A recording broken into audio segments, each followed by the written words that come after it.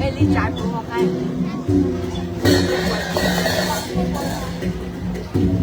继续变。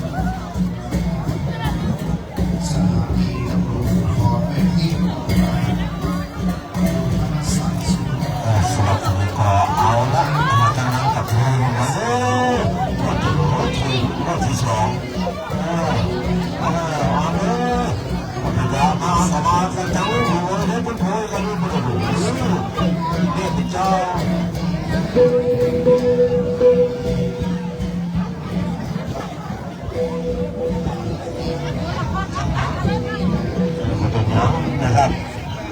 ตอนนี้ก็รูปกับบรรดาพ่อแม่พี่น้องชมชาตินะครับตอนนี้ก็ครูบาได้พักผ่อนเรียบร้อยแล้วตอนนี้ก็จะได้เดินทางลงมานะครับเนาะก็จะได้นะครับ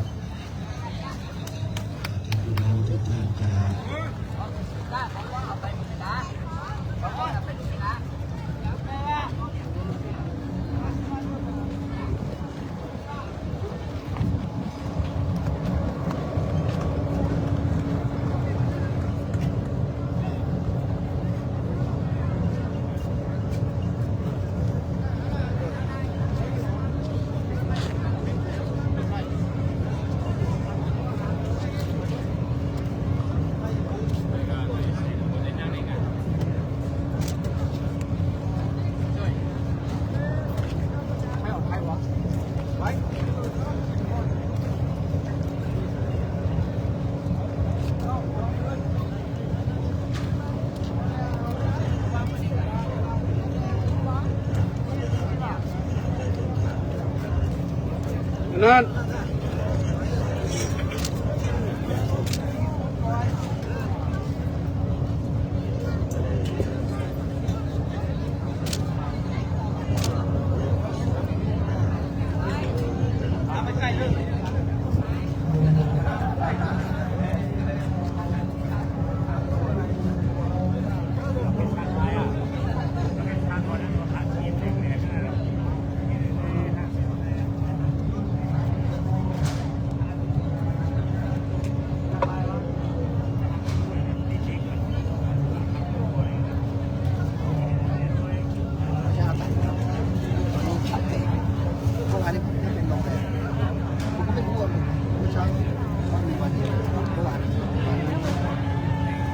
ดูแม่อุปกรณ์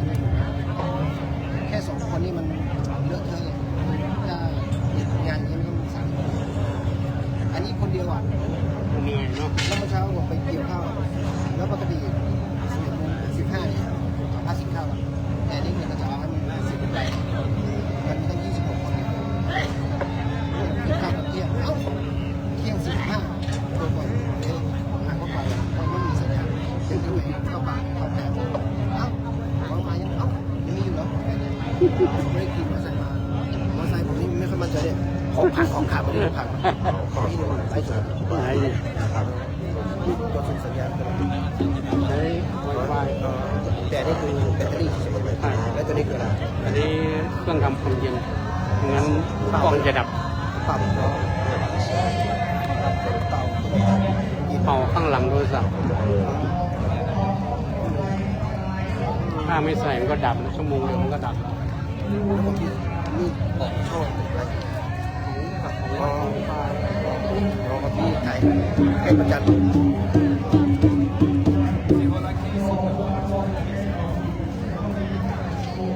เมื่อวานนี้งานใกล้เริ่มแล้วนะพอที่ผมไปที่ฟังไงผมก็เนี่ยเสียงฟังอะไรก็ได้ไงนู่นที่เป็นนาฟอนรีบกลับมาเอ้าไปรอนู่นไปโมงครึ่งเราเฮถึง4 โมง แล้วไอ้พวกคนทำไมงานนี้มีคนเยอะวะโอ้ใกล้เวลามาเยอะเลย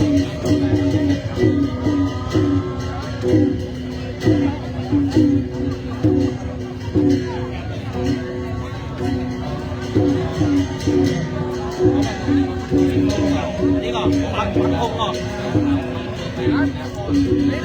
ตั้งเสาออกตั้งเสาออก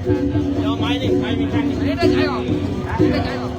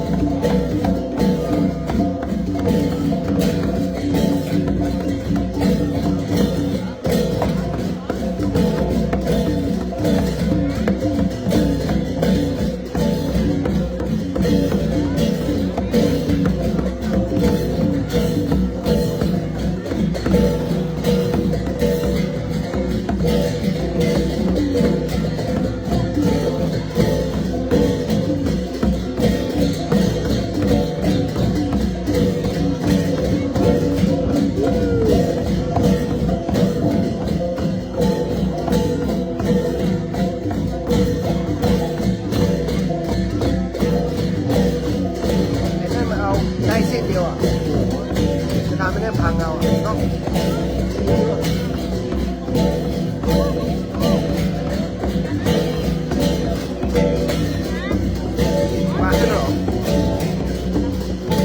โต๊ะ ได้แห่กันต่อ อ๋อ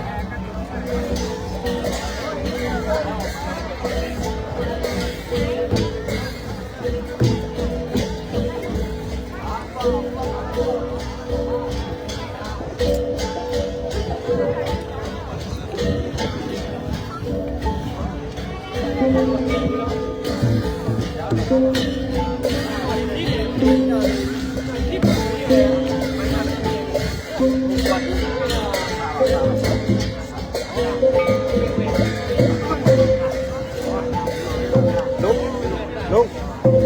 มี2 กล้องกับใช้กล้องเดียวเนี่ยเข้าอยู่เนี่ยขยับไปไหนก็ไม่ได้เข้ามาวันละ2 คนเดียวไร จอแล้วเท่าไหร่ ไม่ใช่พูดถึงจอกับนี่แหละพูดถึงเฉพาะจอวันละ10,000แต่ถ้าสวิตเชอร์คนนั้นอ่ะต้องแพงกว่านั้นนะเพราะคนละ3 คนถ้าเราเป็นลูกพี่เราจะจ้างลูกน้องใช่ไหม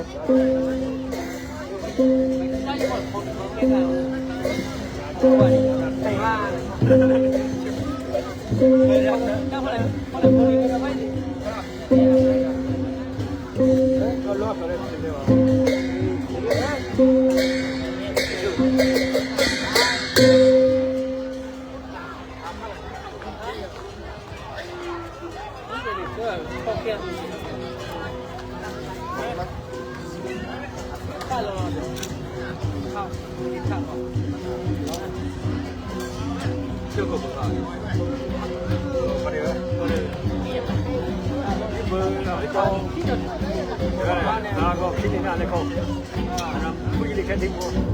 哦，记得好像是看办公，哪怕记得跟你回归的吧，那就是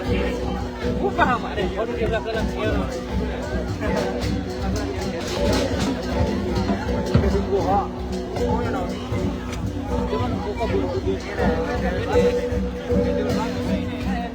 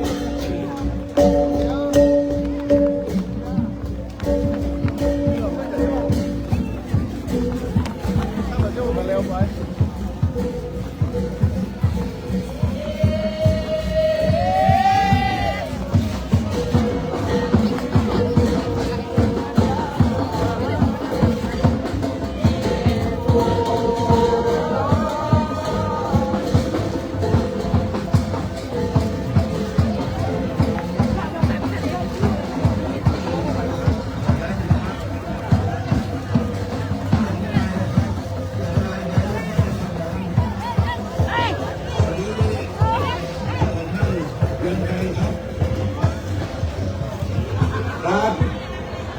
มาเลยนะครับผมคุณยุทธครับอยู่ไหนครับขอย้ายรถเลยนะครับ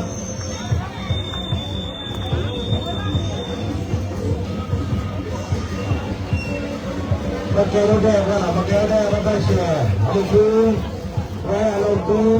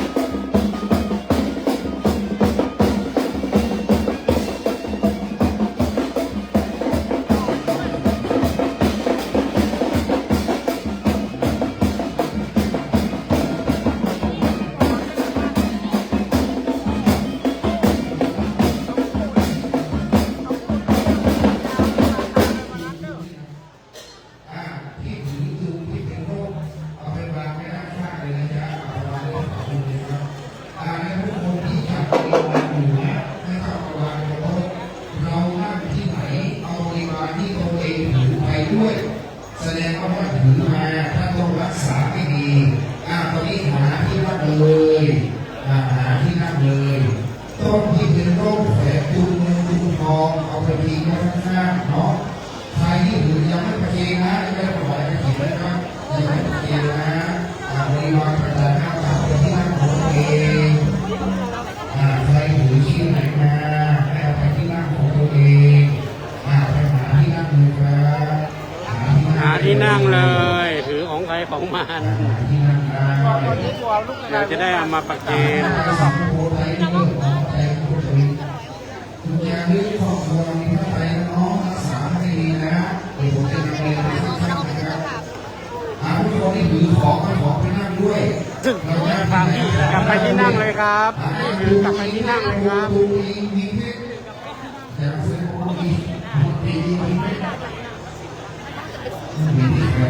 ถือไปที่นั่งตัวเองเลยครับยิงสายนั่งได้จัดภาพนั่งได้ท่านที่ถือพุ่มดอกไม้เอาประเคนครูบาเลยสำหรับพุ่มดอกไม้นะเฉพาะพุ่มดอกไม้อาจารย์พี่ข้ามส่งมาด้านหลังครับพี่น้องเขาข้ามส่งมาเอามาวางที่รอยพระบาทมาวางที่พระบาท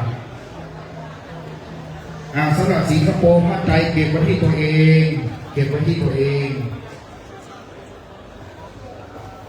เมื่อวานนี้บอกเลยนะเอามาเก็บตำนี้ตำกุญแจพระบาทเจ้านี่กุญแจพระบาทเจ้าเรานี่บอกปอกไปไหมครับพุทธเปิดครับพุทธเลยครับโอเคครับขอบคุณครับมาเก็บเลยปอกมาวางกันเลยเอาวางกันเลยโอ้โหเฮ้ยเอาไปตะปูนไว้ตะปูนเลย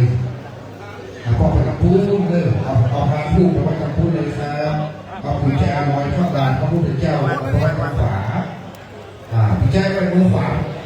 กุญแจไว้พระเจ้าพระบาทนั่งก่อนคุณโยมนั่งก่อนนะสัพพโพธิที่กลางมาเก็บก่อนไม่เป็นไรมาพิงไว้หน้าพระประธานใครถือสัพพโพธิสีทองมาพิงไว้หน้าพระประธานบริวารต่างๆก็วางไว้ก่อนหม้ออะไรวางไว้ก่อนนะวางไว้ก่อนวางไว้ก่อนนะครับต้นเงินผู้กองสายยานต้นเงินมายิงกับหมอคือเพื่อนมายิงกับฝาเลยเอามายิงสองลูกเอาตั้งดีให้เป็นการเพิ่มผู้กองกับและลูก4คุณกับลูกมาจากกรุงเทพสัพพโพธิทิ้งไว้ก็ได้นะหรือเอานอนก็ได้มานอนไว้เด็กๆเอามานอนหน้าพักก่อนโทษเดี๋ยวมันจะคล้องสักน้ำให้ก่อนทุกอย่างวางไว้เอาวางไว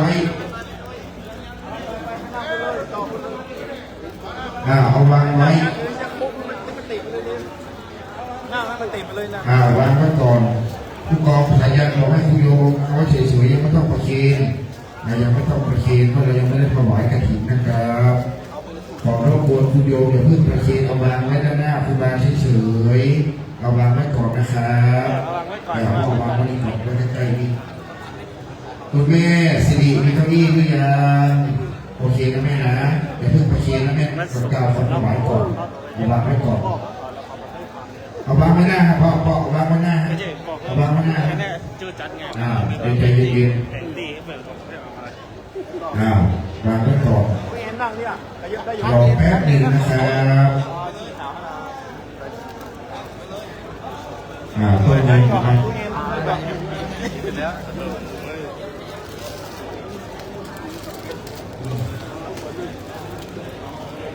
ต้นเงินนี่ออกก่อนโยมนั่งตรงนี้นั่งก่อนนะหาที่นั่งใครยังไม่มีที่นั่งหาที่นั่งไม่มีที่นั่งหาที่นั่งพี่เบียร์ต้นมาวางไว้ข้างพี่เลยไปยังข้างมาเถอะจะได้มีที่วางอันนี้โมบาครับเจ้าโมบาครับเลยครับวางไม่เลยคุณโยมหาที่นั่งก่อนนะครับคุณโยมหาที่นั่งก่อนน้องท่านเจ้าภาพสาธุชนทุกสาย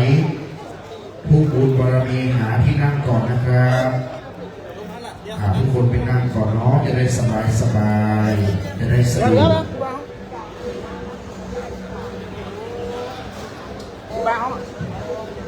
กระซิบบอกกองกองฟังแฮเตอร์อันย้ำก่อนพักกองก็เด้อ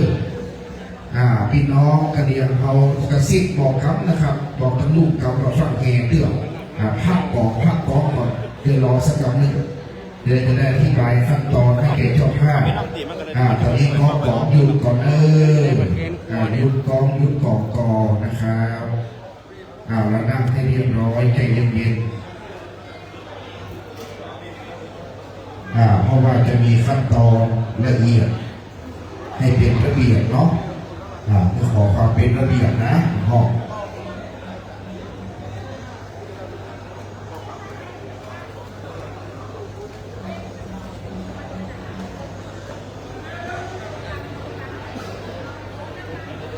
ตอนนี้คุณโยมนั่งที่รับรอง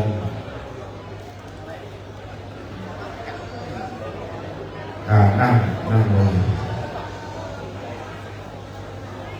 สงวนพื้นที่ตรงนี้วันนิดหนึ่งนะพระเดชเจ้าท่านผู้การต้องมาประเคนถวายพระไตรตรงนี้นะครับสงวนพื้นที่ไว้หน่อยเพราะว่าท่านปีชัชวัฒน์ถ้าเป็นประธานต้องเดินมาตรงนี้นะครับเอาละผ้าของครอบครัวการตัดแล้วนี่คุณมีผ้าหรือยังมีผ้าแล้วเนาะโอเคครับเดี๋ยวผมดูแลให้นะโอเคสัตว์จะนำยังให้ขอให้มีผ้ามันเป็นห่วงที่สุดผู้กองขอผ้าให้แม่สิริแม่ของแม่สิรินั่นไหนแม่สิริยกมือหน่อยเดี๋ยวผมให้บอกแม่เอาผ้าไปหน่อยแม่สำคัญที่ผ้าในกระถิ่นนะเป็นห่วงคุณแม่นะครับดูแลคุณแม่และแม่วันนี้นั่งตรงนั้นนะครับกับแม่สิรินั่นแหละเดี๋ยวประคองด้วยกันและกับคณะใหญ่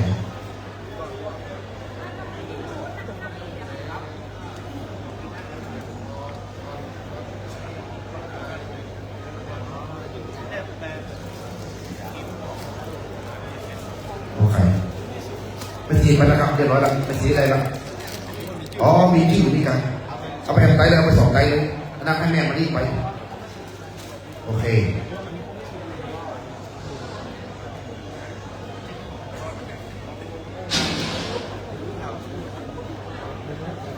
กระดิ่งเก่า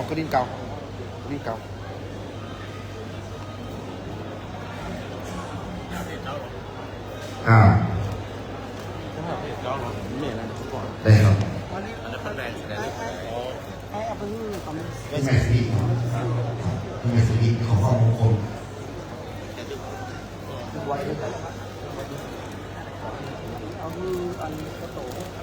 นครสวรรค์ก็จะเอาเป็นนคร โอเคน ครพนมนครพนมเอาไปอีกนะครับครูบาท่านจัดสรรเองนะเดี๋ยวรอแป๊บหนึ่งนะครับทำการนี้ครับใจเย็นๆนะกระถิ่นนี่เป็นวินัยนะครับจะต้องช้าๆนะครับ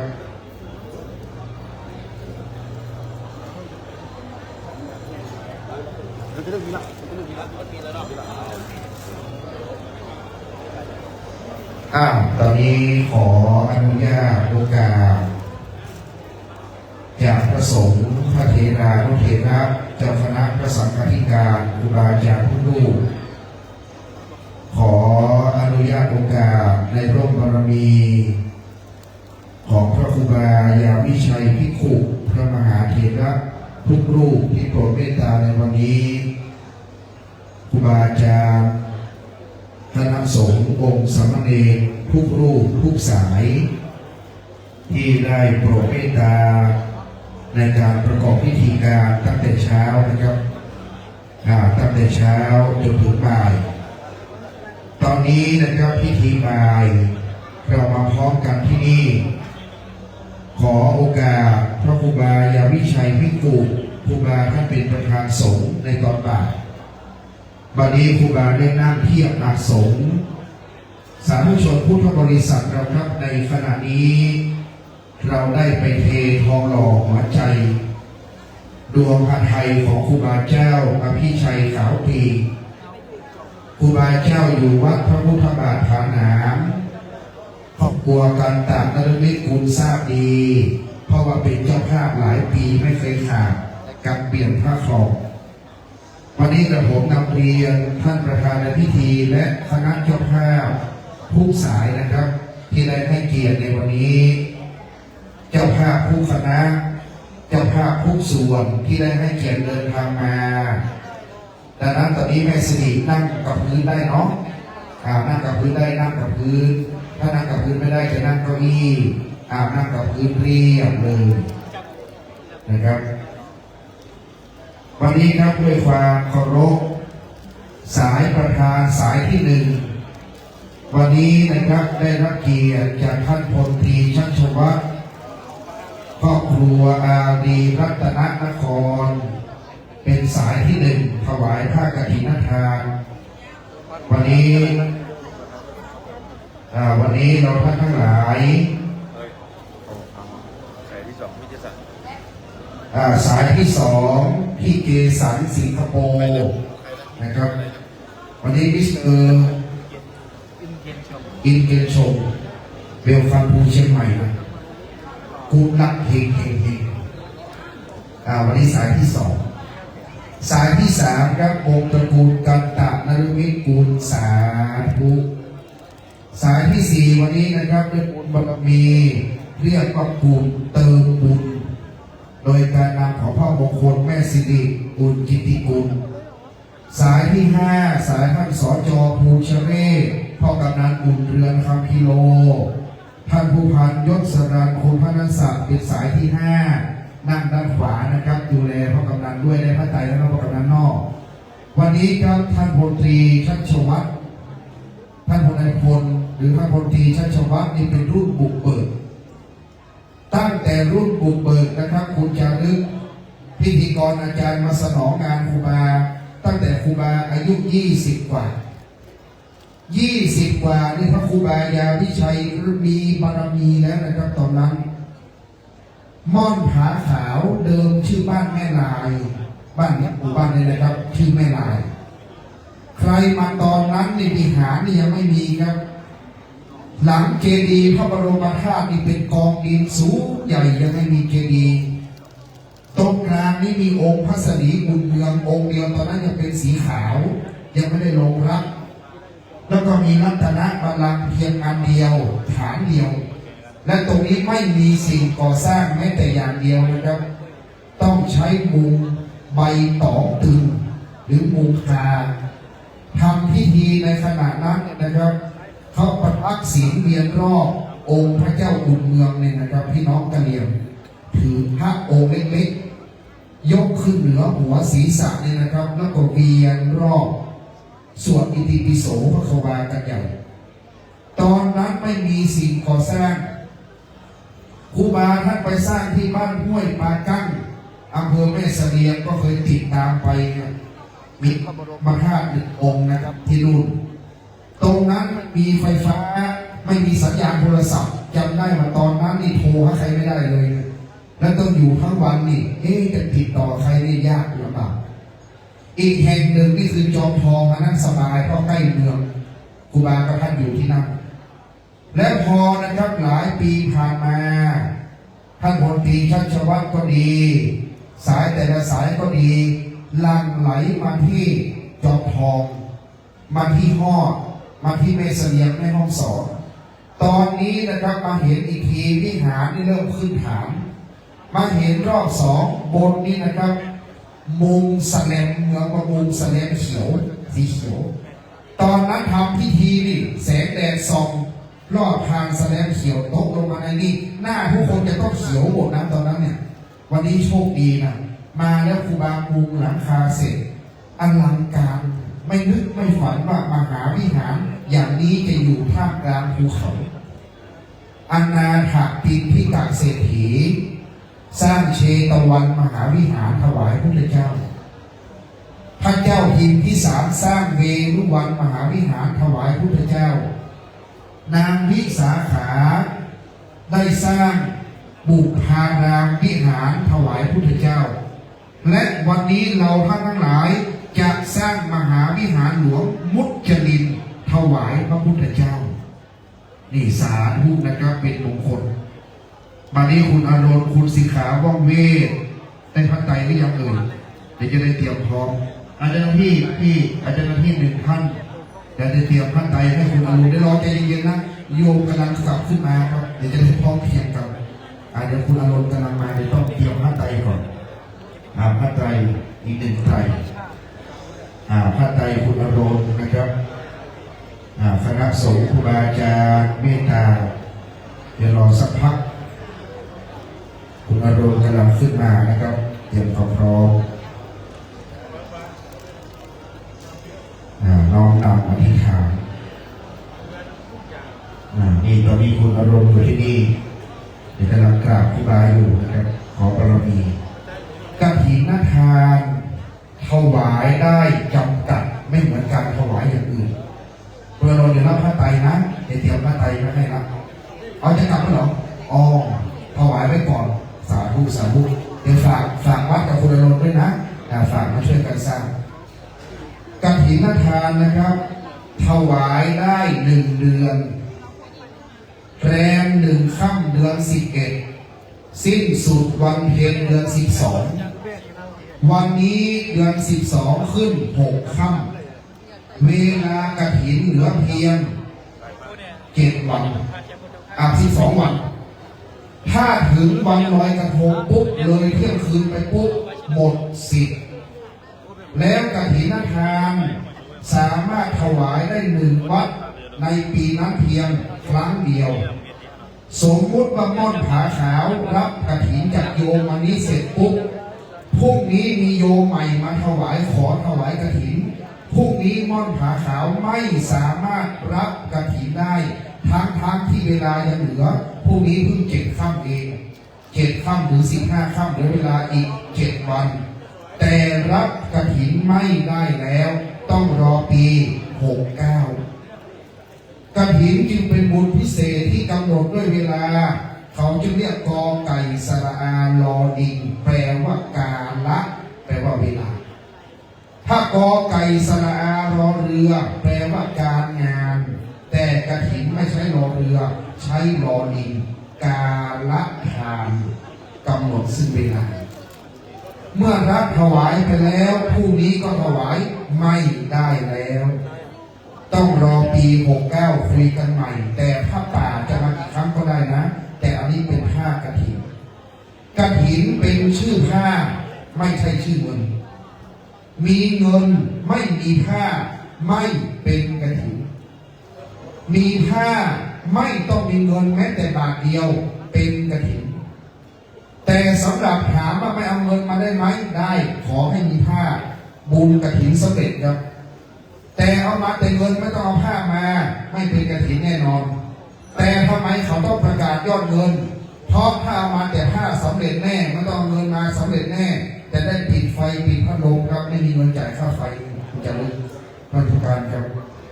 เขาจึงเอาเงินติดมากับผ้าให้เยอะที่สุดเพราะเงินนี้จะสามารถติดมาแค่ปีละครั้งเดียวเท่านั้นเงินจะเป็นอะไรพระจะได้ผ้าสาธุชนศรัทธาจะได้บุญปัจจัยเงินที่ติดมาเป็นมหาวิหารเป็นอุโบสถที่เราได้สร้างมาเช้านี่นะครับเป็นวัดวาอาราม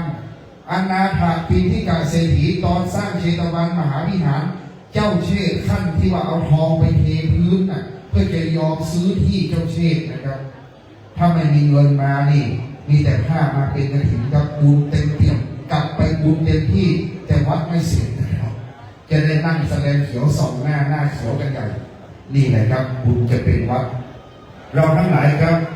ผ้าของพระจำพรรษาถ้าวัดนี้ไม่มีพระสงฆ์จำพรรษาก็ไม่เป็นกฐินอีกนี่สำคัญบัดนี้เราทั้งหลายจึงได้แห่ผ้ากฐินทานมาถึงการบัดนี้แล้วบัดนี้จะประกอบพิธีถวายกฐินแล้วในเบื้องต้นจะเป็นการจุดธูปเทียนบูชาพระรัตนตรัยด้านหน้าพระเจ้าสลีบุญเรืองนะครับเชิญท่านประธานในพิธีข้าราชการผู้ใหญ่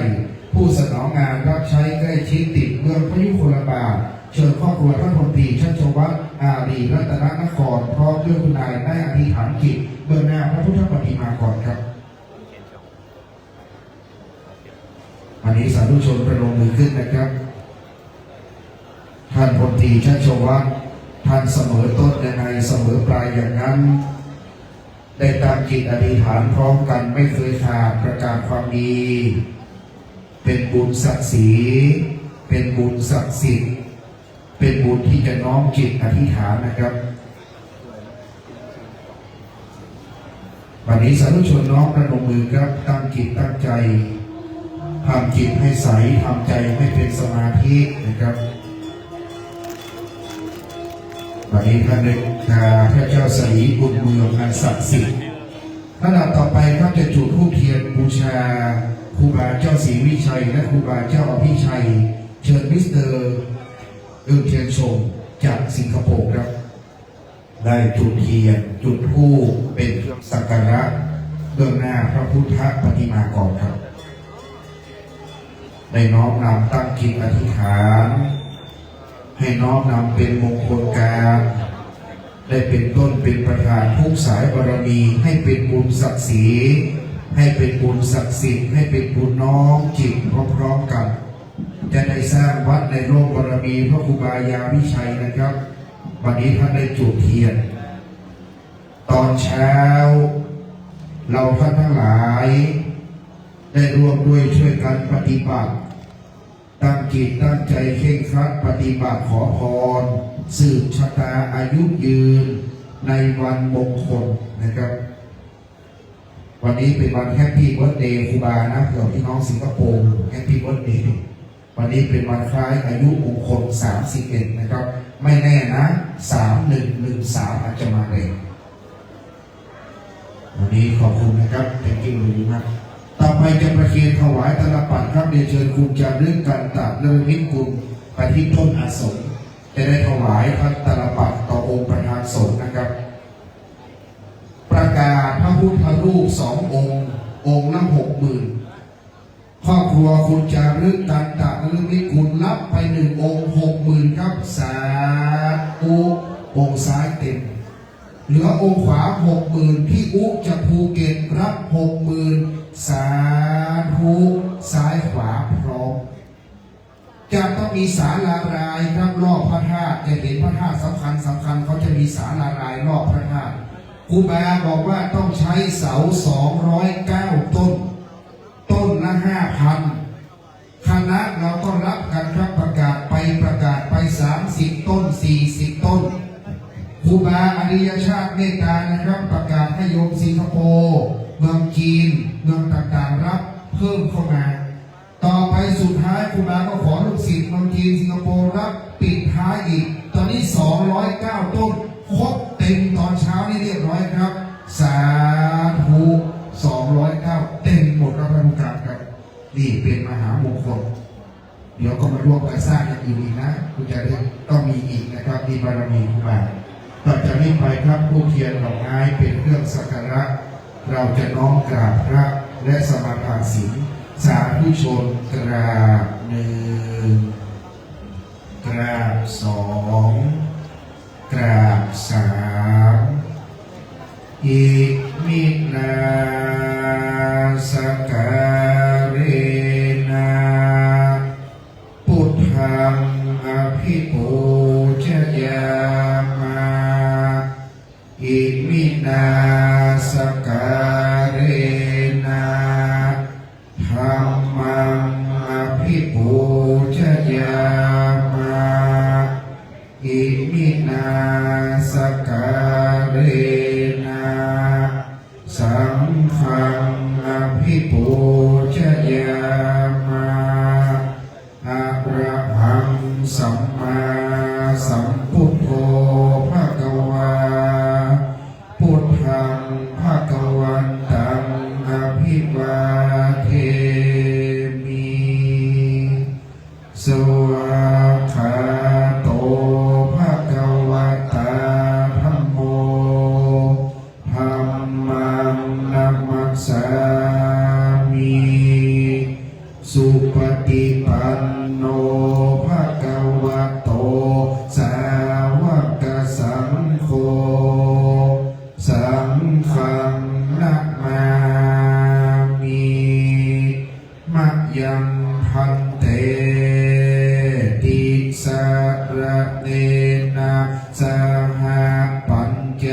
ศีลานิยาจามาทุติยัมปิมะยังพันเตติสารเนนัสสหะปัญจศีลานิยาจามาตติยัมปิมะยังพันเตติสารเนนัสสหะปัญจศีลานิยาจามา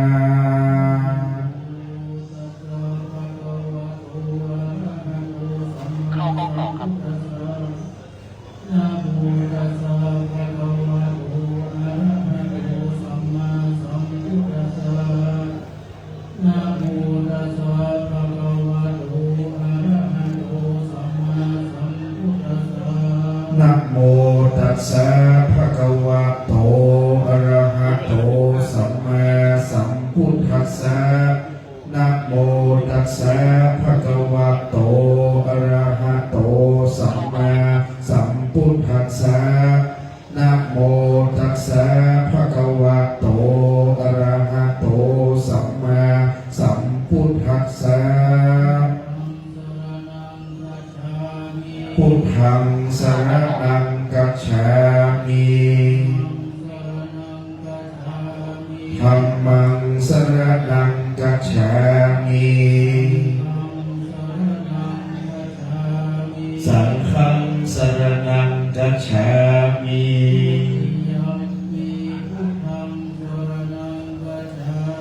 ตุติยัมปิพุทธังสรณังกัจฉามิ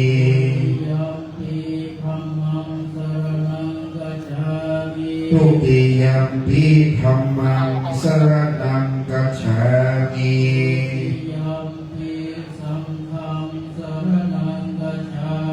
ตุติยัมปิสังฆังสรณังกัจฉามิ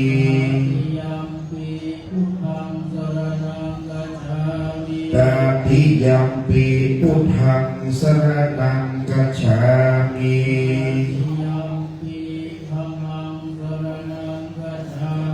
ตติยัมปิธัมมังสรณังกัจฉา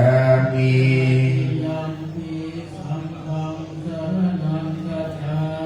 ตติยัมปิสังฆังสรณังกัจฉามิ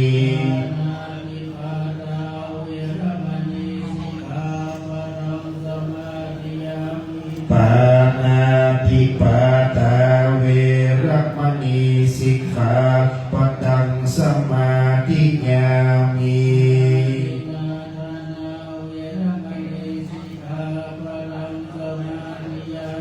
อะทินนา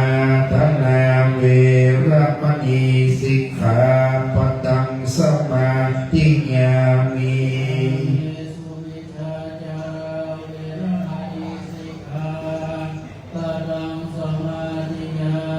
กาเม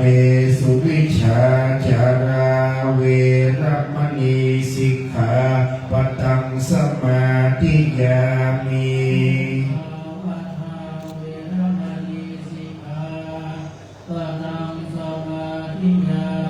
มุสาวาตาเวรมณีสิกขาปะทังสมาธิยามิ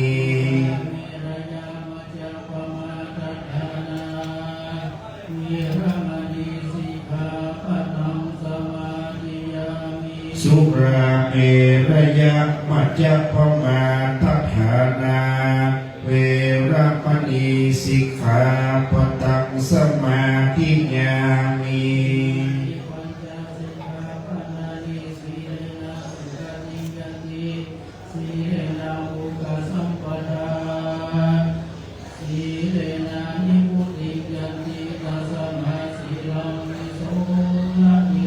สาธุสาธุสาธุ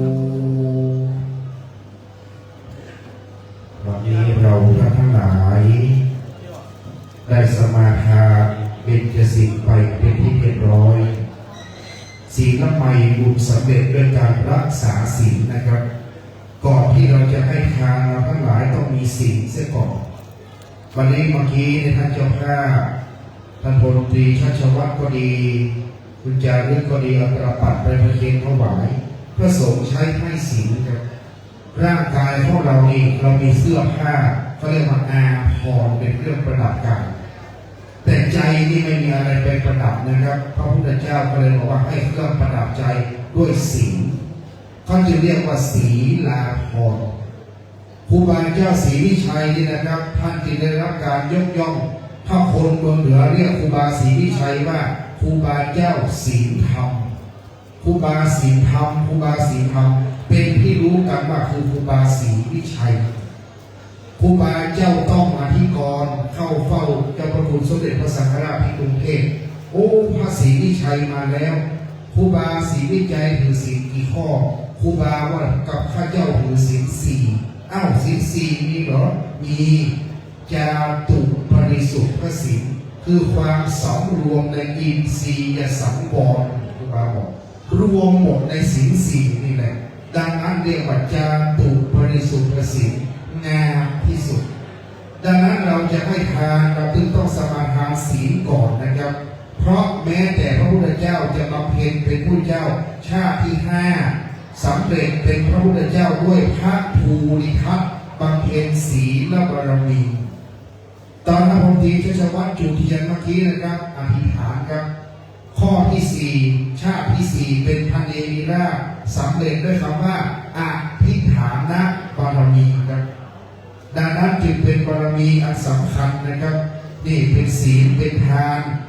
ตอนให้ทานเดี๋ยวอีกสักครู่หนึ่งนี้นะครับจะให้ทานละทานวันนี้ชาติสุดท้ายเป็นพระเวสสันดรครับชาตินั้นบำเพ็ญอะไรทานบารมีนี่นะครับท่านพลตรีชัชวัฒน์ก็จะบำเพ็ญทานบารมีดังนั้นบารมีมี10ประการนะครับพระเวสสันดรให้ทานก็จะเป็นทานบารมีและเรานัดกันว่า27 ตุลาจะมาวันนี้ถ้าไม่มีสัจจะจะไม่เจอกันพระวิทูลบัณฑิตบำเพ็ญสัจจะบารมีมี10 อย่างและบารมีเป็นยังไงจับหน้าเรานี่แหละมีบารมีของทุกท่านเลยนะครับเพราะถ้ามีบารมีมาวันนี้ไม่ได้นะครับนี่คือมีบารมีบัดนี้ดังพระเวสสันดรจะทานบารมีนะครับยกพระไตรขึ้นครับแต่ละท่านพลตรีชัชวัฒน์และครอบครัวยกพระไตรขึ้นนะครับไว้ในระดับอกทุกท่านยกพระไตรขึ้นนะยกพระไตรขึ้นนะครับพระไตรขึ้นไว้ในระดับอกนะครับท่านพลตรีชัชวัฒน์หันหน้าประธานพระประธานก่อนนะครับหันหน้าประธานพระประธานก่อนยืนเทียบไว้แม่สิริหันหน้าประธานพระประธานทุกท่านหันหน้าประธานพระประธานหันหน้าประธานพระประธานนะครับคุณเจสันบอกให้คุณโยมหันหน้าประธานพระประธานก่อนเนาะครอบครัวของเราหันหน้าประธานพระประธานนะครอบครัวเขาจะเล่นนะครับคณะตั้งจิตตั้งใจนะครับท่านที่มีพระไตรทำจิตให้ใสทำใจให้ดีบารมีจะบังเกิดเปล่งวาจาให้ดังนะครับให้ไปถึงสวรรค์ชั้นฟ้าเทวดาจะแท้สองสาธุการตั้งนะโม3 จบทุกท่านในมหาวิหารกล่าวนะโม3 จบให้ดังจะเป็นบารมีของเราณบัดนี้นะโมตัสสะภะคะวะโตอะระหะโตสัมมาสัมพุทธัสสะนะโมตัสสะภะคะวะโตอะระหะโตสัมมาสัมพุทธัสสะนะโมตัสสะภะคะวะโตอะระหะโตสัมมาสัมพุทธัสสะท่านพลตรีชัชวัฒน์หันหน้ามาทางอาสมทุกท่านหันหน้ามาทางอาสมครับแม่สิริหันหน้ามาทางอาสมคุณจารึกและครอบครัวหันหน้ามาทางอาสมทิศเหนือนะครับกับวิธีการเซ็นเป็นไงเคยทราบไหมกล่าวตามนะครับอิมังมะยังพันเตสัพปริวารังกัตถินะทีวรพุทธังสัมคัสสะโอโนชยามะสาธุโนพันเตสังโฆ นังสัพปริวารังกัปพินะพุทธังปฏิคันหาตุปฏิฆะเหตวาจาอิมินาพุทธเสนากัปพินังอัฏฐรตุอัมหากังหิครตังหิตายะสุขายะนิพพานายะจาข้าแต่พระสงฆ์ผู้เจริญข้าพระเจ้าทั้งหลายขอน้อมถวายผ้ากฐินจีวรกับทั้งบริวารนี้แด่พระสงฆ์ขอพระสงฆ์จงรับผ้ากฐินจีวรกับทั้งบริวารนี้ของข้าพเจ้าทั้งหลายและเมื่อรับแล้วขอจงกรานใช้กฐินด้วยผ้าผืนนี้เพื่อประโยชน์เพื่อความสุขเพื่อมรรคผลนิพพานแก่ข้าพเจ้าทั้งหลายตลอดกาลนานเทอญ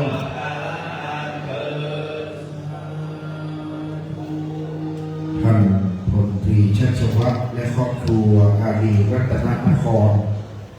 ได้เชิญผ้ามาที่หน้าพระสงฆ์รูปที่สองคุณเจสันนำเรียนคณะสิงคโปร์ได้โปรดนั่งลงก่อนนะครับประคองผ้านั่งลงก่อน OK， 新加坡的先坐下先，蹲下，坐下先。 ท่านพลตรีชัชวัฒน์ประเคนถวายรูปที่สองครับสาธุจากนั้นท่านจะได้กลับเข้าสู่ที่รับรองนะครับต่อจากนี้ไปพระสงฆ์จะทำการอัปโลกนกรรมผ้ากฐินครับเราอย่าได้พูดคุยกันนะครับ ให้อยู่ในอาการอันสงบไม่ลุกเดินไปมาฟังพระสงฆ์อุปโลกผ้ากฐินตั้งใจครับ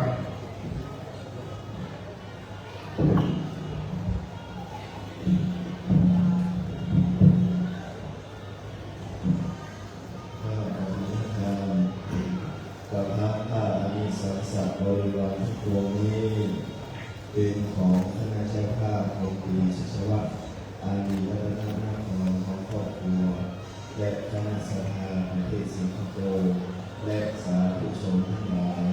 ประกอบด้วยศรัทธาอุตสาหะน้อมนำมาถวายแด่พระภิกษุสงฆ์ผู้จำเอาพรรษาทั่วไปมากในอาวาสนี้ก็เลยพระกฐินทานนี้บริสุทธิ์โดยเพื่อนวรโดยนักอากาศและแลโดยกรมหน้าที่ประชุมสงฆ์จะได้เฉพาะเจาะจงรูปใดรูปหนึ่งก็หาได้ มีพระบรมราชานุญาตไว้ว่าให้พระสงฆ์ยินยอมอนุญาตให้แก่ภิกษุรูปหนึ่งเพื่อการกระทำกฐินตั้งฐานกิจตามพระบรมราชานุญาตบัดนี้พระสงฆ์ทั้งปวงเห็นสมควรแก่ภิกษุรูปใดจงพร้อมการยอมอนุญาตให้แก่ภิกษุรูปนั้นเถิด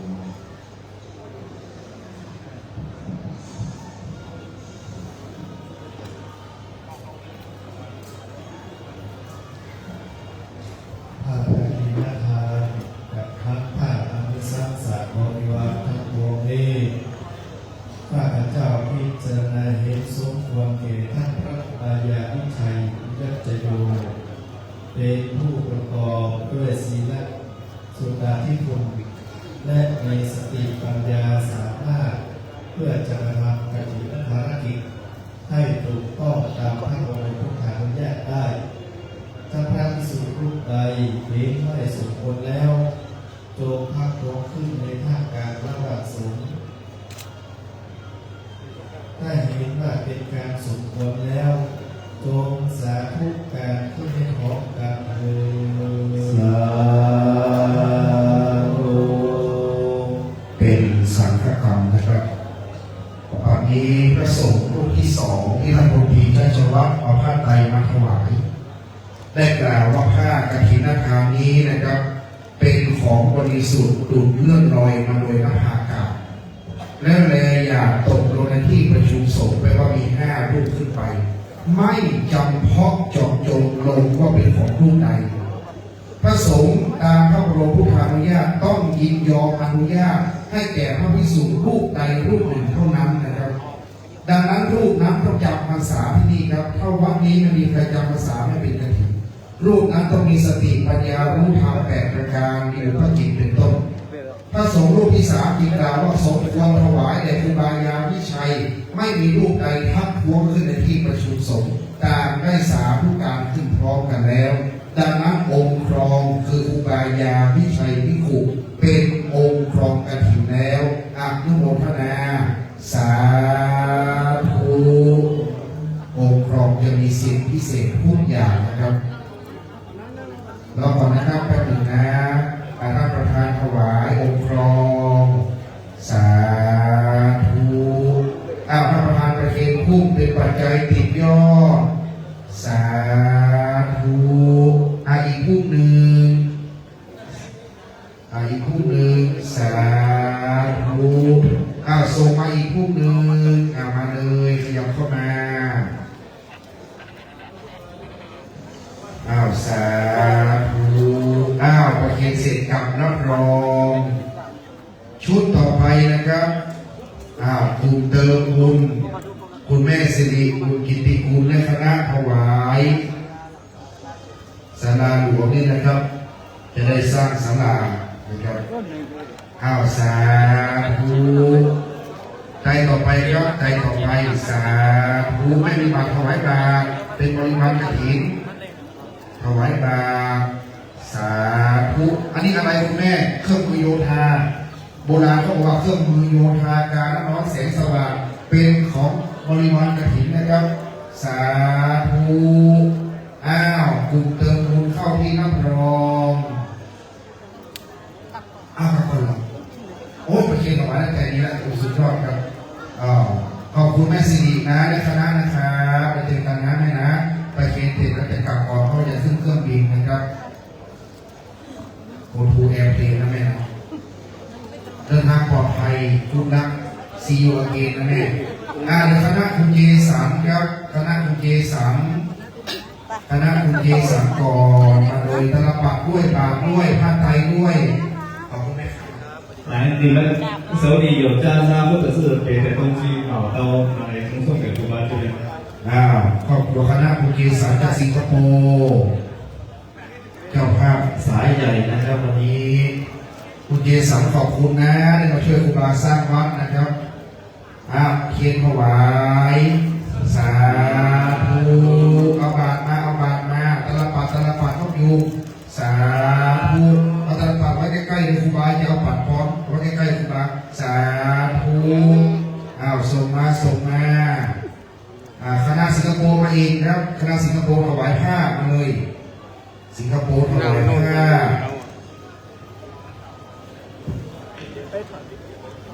สาธุ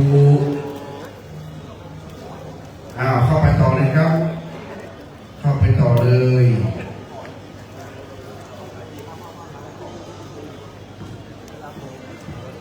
ถวายสาธุ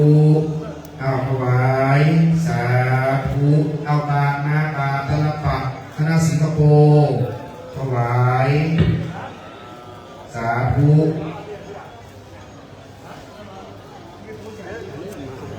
ถวายทานใหม่ถวายทานใหม่เก่งสาธุถวายเข้ามาถวายบาตรสาธุสิงคโปร์ไม่นะตลปัดพัดรองมาถวายเลยตลปัดพัดรองผ้าห่มต่างๆถวายเลยนะครับสื่อเข้าไปนะครับรู้จักสื่อไหมแปลว่าต่อไปนะจ๊ะเกณฑ์วางสาธุปล่อยเลยต่อมาพัดมาเกณฑ์สาธุพุ่งเงินถวายลูกถวายเลยถวายพุ่งเงินสาธุ ต่อไปเทียนต่างๆผู้เงินต่างๆเสือต่างๆเอามาถวายเลยคุณเจสันถวายบ้างไม่ได้ถวายเลยสาธุขอบคุณเจสันนะครับถวายเทียนปฏิโมกข์ถวายผ้าห่มผ้านองเสืออัสนะปิ่นโตเครื่องมือโยธาการน้ำร้อนถ้วยโถโอชามหยิบอันไหนได้มาถวายเลยนะครับที่เรียกว่าบริวารกฐินนะครับจะใช้ไม้สอยต่างๆเป็นบริวารกฐินถวาย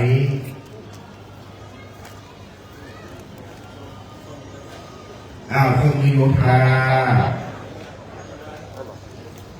สังฆทานชุดเครื่องใช้เครื่องอุปโภคบริโภคผ้าไตร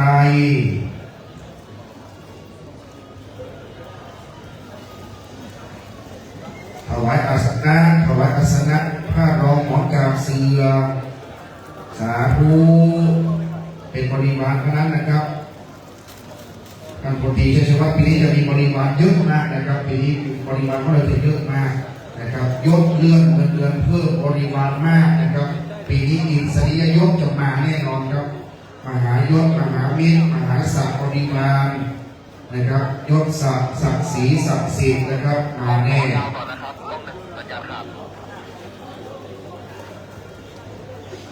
ต่อไปครอบครัวการตามนักมิตรคุณครับประคองมั่นใจมาครับ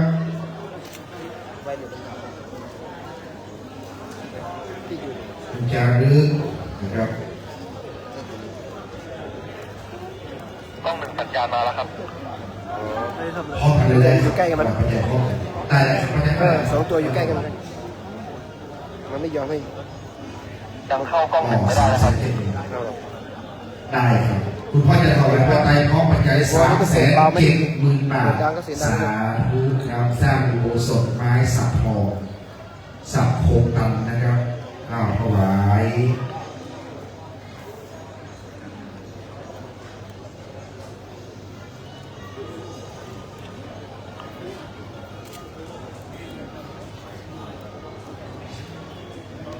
ต่อไปคณะพี่ฉายนะครับสายคุณพ่อธนอาจดีพิติคันนะครับที่พึ่งนะครับที่พึ่งพี่ฉายที่พึ่งพี่ฉายฝากเรียนคุณพ่อด้วยนะพอคิดถึงคุณพ่อนะที่พึ่งพี่ฉายฝากเรียนคุณพ่อลูก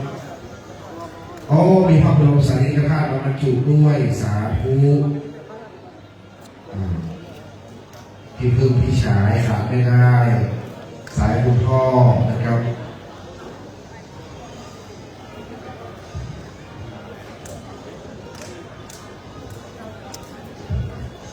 ขอโทษนะครับไม่รู้ว่าอันนี้โทรศัพท์ใครครับโหลดอยู่ตรงนี้ครับโทรศัพท์ใครครับมารับเอาที่ข้างๆครูบานะครับผู้เสกอ่ะซึ่งนี่มันจะมาซึ่งเดี๋ยวจะสวัสดี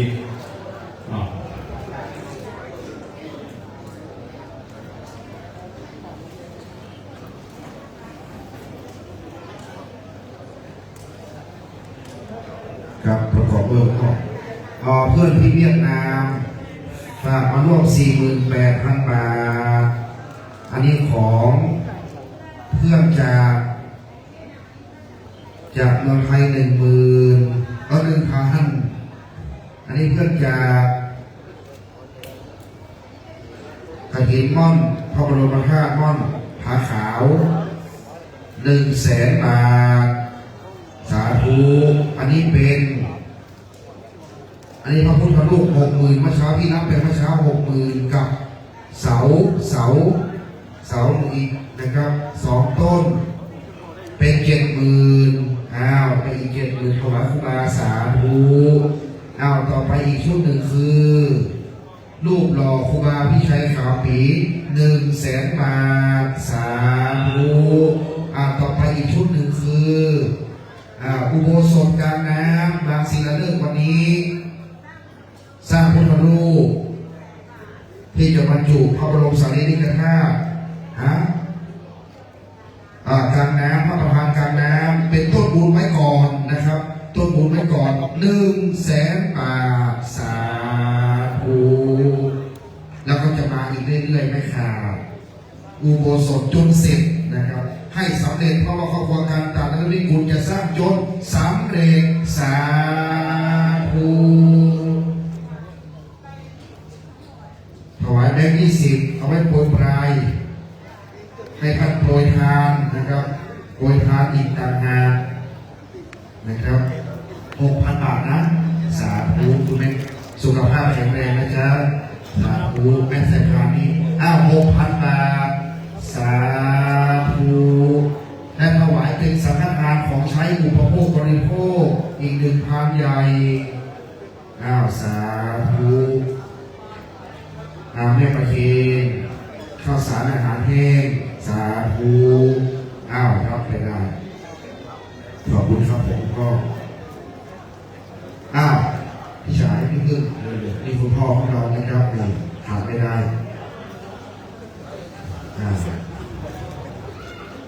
ขาดได้เลยนี่ช่วยกันนะเป็นค่าแรงเบื้องหลังการก่อสร้างผู้ปิดทองหลังพระเป็นผู้ปิดทองหลังพระนะครับมาโดยตลอดนะครับสาธุสาธุที่พึ่งถวายสาธุคณะพระกราบุญเรืองคำพิโลคณะท่านสจคณะท่านผู้พันคณะเจ้าภาพที่มาแจกข้าวสารแจกไข่วันนี้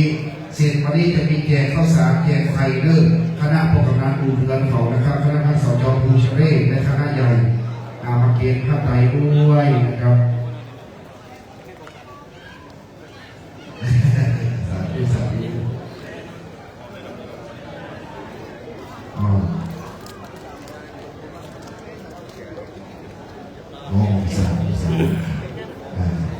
ประกาศเลยครับ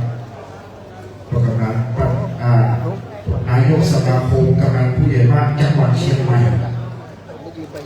วันนี้มีน้ำมีไข่มีข้าวสารมอบให้หลายตันนะครับแจกทานข้าวสารเพียบนะครับท่านนายกสมาคมท่านสจ.แม่วางครับลูกชายท่านสส.นเรศทำรงพิพยคุณท่านผู้ช่วยนะครับท่านรัฐมนตรีชุดการเกษตรและสหกรณ์ถวายประเทศสาธุพวกนี้ยังต่อไปต้นเงินของใครต้นเงินจากสิงคโปร์เกสารมาแม่บ้านขยมเจนน้ำไปกินกันเลยน้ำหินต้นใหญ่สารสิคณะสิงคโปร์มาโฮมเก่าสาธุนะสาธุอีกหนึ่งอีกต้นหนึ่งสาธุครบถ้วนนะครบถ้วนทุกประการครูบาได้กล่าวสมโภชครูบากล่าวสมโภชยกของครูบาตั้งยถานะครับจะได้ฉลองพัดใหม่ธนบัตรของลูกโยมนี่คือคุณโยมนะครับหนึ่ง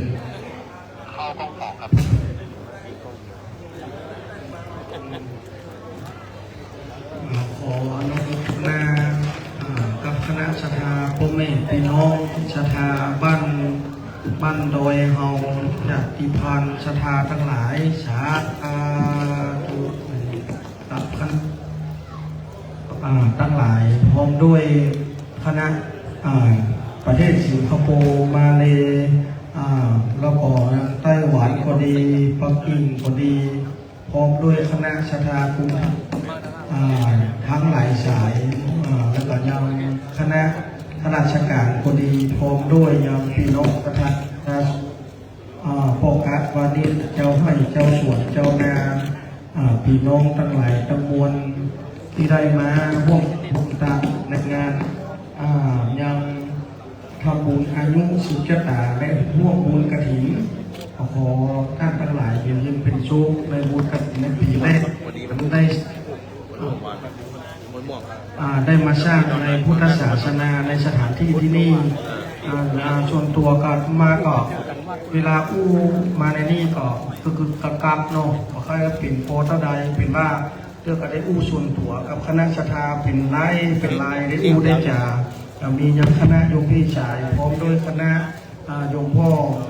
ปัญโยนันท์พร้อมด้วยโยมพี่พึ่งศรัทธาทุกคนพร้อมด้วยยังพระเถรานุเถระพ่อแม่ครูบาอาจารย์และก็โยมลุงอึ้งพร้อมด้วยคณะหุ้นส่วนที่อยู่สิงคโปร์และยังคุณพ่อเจริญพร้อมด้วยยังโยมแม่พร้อมด้วยลูกๆบุตรธิดาได้มาสร้างบุญกุศลสร้างยังพระอุโบสถนี้ตั้งแต่ไปกรุงเทพมาโยมพ่อกันมอบไปเท้าครูบาพิจัยเข่าปีที่ได้มอบมา เพื่อเอามามอบปัจจัยมา50,000ในคราวนั้นอาตมาก็เกิดยังสุภาพมิตรอันดีงามเกิดขึ้นในเวลานั้นว่าเอาเป็นต้นบุญในการสร้างพระอุโบสถเพื่อจะได้มีการบวชพระภิกษุสามเณรได้ฟังอย่างปฏิโมกข์ได้ทำกิจวัตรของพระสงฆ์นี่ก็เป็นบุญกุศลในคราวนั้นวันนี้ครอบครัวคณะได้มาวางศิลาฤกษ์สร้างบุญบารมีร่วมกับพี่น้องบ้านเฮาชาติพันธุ์เฮาทั้งหลายพร้อมพี่น้องศรัทธาสิงคโปร์ด้านดนลูกทางนู้นมาเพื่อมาร่วมกินร่วมทานสร้างบารมีอย่างโยมพ่ออึ้งนี่ก็ดีหนึ่งมาเคยได้ร่วมเป็นกฐินมันเป็นอย่างใดผ้าป่าเป็นอย่างใดโหแต่วันนี้เพิ่นปีติได้กำบาตรกำผ้าไตลูกๆหลานๆก็ดีใจน้ำตาซาบซึ้งว่าลุงได้ทำสิ่งที่สูงสุดในพระพุทธศาสนาคือมหาทานได้สร้างไว้ในยังคณะไกรทุกข์พร้อมด้วยยังโยมพ่อวีรชัยพร้อมคณะและยังศรัทธาทั้งหลายมดานทาก็ดีพร้อมด้วยศรัทธาทุกคนทุกสายทุกฝ่ายทั้งยังศรัทธาทั้งหลายผู้เลี้ยงวัดผู้เลี้ยงเคให้ชายก็ดีศรัทธาทุกคนที่ได้กล่าวชื่อบ่ได้กล่าวชื่อไม่เน้นเก๋ศรัทธาในยังปสทสมภพจรแก้ยังผู้เลี้ยงเขาก็ดีพร้อมโดยคณะชมรมกำนันผู้ใหญ่บ้านพ่ออุ่นเฮือนคำพิโลพร้อมโดยศรัทธาในยังโยมเชลได้กินได้ตามห่วงป่าเรามีกระเฮามาในครั้ง2 ครั้งแล้วได้ขึ้นมาพอสถานที่นี่เป็นสถานที่วัดที่107ที่ได้สร้างไว้ในพุทธศาสนาที่นี่เอาไว้เป็นที่กราบไหว้แล้วก็เป็นที่สักการะซึ่งครูบามนพิจัยเข่าปีในอนาคตก็จะเป็นที่กราบไหว้ดีงามแห่งหนึ่งของอำเภอฮอดอำเภออมก๋อยก็คือจุดที่นี่บัดนี้ก็มีคณะศรัทธาเขาว่าพี่น้องเมลัยสามัคคีทุกคนมาช่วยกันพระภิกษุสามเณรทุกฝ่ายเบื้องหน้าเบื้องหลังเกี่ยมไม้พวกไม้ไผ่ผู้คนพี่น้องตองเต้าพี่น้องศรัทธาอย่างคนเลี้ยงบนทวัดก็ดีพร้อมโดยศรัทธาแม่ต๋อมแม่นิ้วทุ่งจำเริงพร้อมศรัทธาผู้คนที่ได้ขันชื่อมาได้ขันชื่อมานี่แล้วคณะอย่างโยมพี่โกบพี่กิจอย่างร้านรถหองก็ดีคุณราชวรก็ดีกรุงเทพพร้อมด้วยคณะศรัทธาพร้อมด้วยอย่างคณะหลายๆฝ่ายที่ได้มาเลี้ยงดู 3-4 วันคณะแม่บ้านพ่อบ้านแม่ลายผู้หลังคาเรือนพร้อมโดยศรัทธาในวันนี้กับรู้สึกปิติยินดีซึ่งบุญกุศลที่หมู่เฮาได้เพียรวิริยะได้มาพบมาเจอกันซึ่งการพบเจอกันนั้นว่าได้เหตุเป็นบังเอิญแต่เป็นอันที่บุญได้กุศลและบุญได้ร่วมกันมาในอดีตการสร้างบารมีต่อเนื่องต่อกันมาอันเป็นดีเป็นกุศลมาตลอดในที่สุดนี้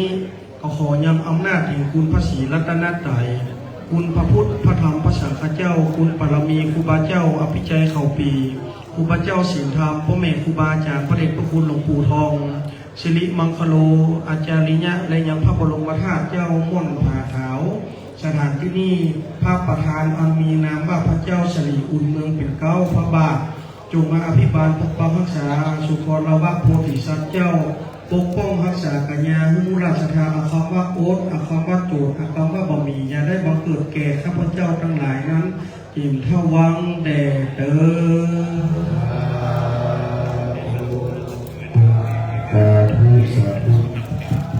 ของครูบาเจ้าล้อกั๊บนะครับเสาตอนนี้จะเปิดประกาศครับ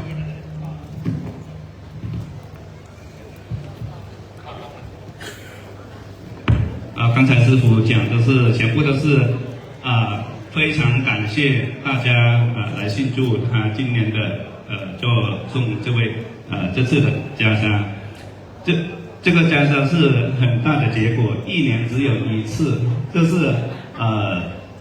一直都是从佛祖在的时候传到现在，只有3个。第一就是噶廷就是从加沙的，一年只有一次。开门节的时候到只有1个月，一个庙只能收1次，第二个就是开门节和关门节，自从古代佛祖在的时候传来的只有3个，剩下的别的都是高尚的风俗传来的。现在是请杰神轰和一群的全部代表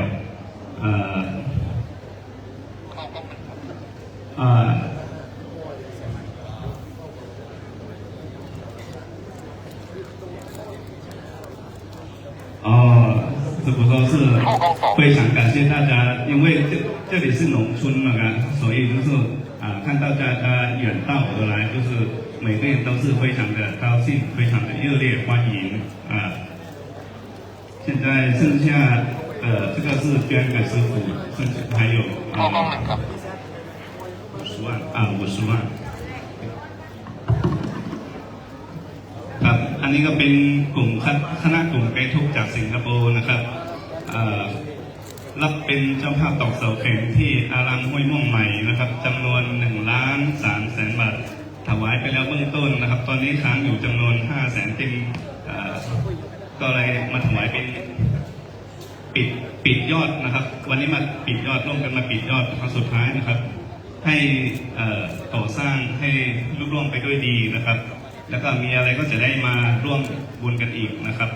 ครับล้าน3ครับประเคนสาธุสา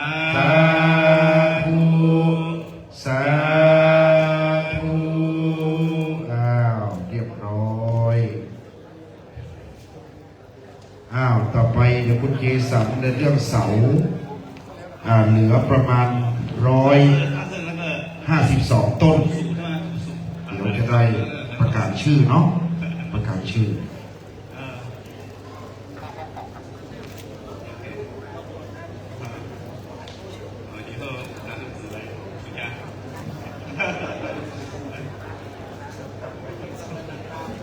那他不要回去了，在这里出家不要回去了。สาธุสาธุ OK， 好了，回去之后 ，OK 好。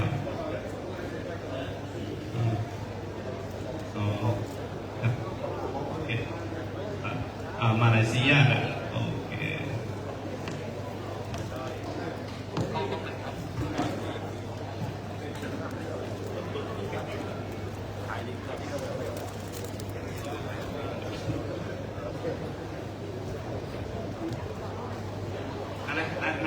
拿给他们拍一下。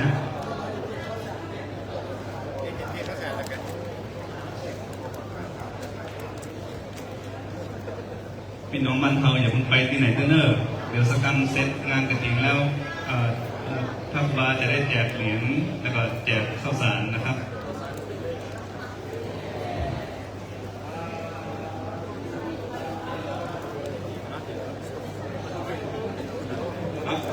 hanya itu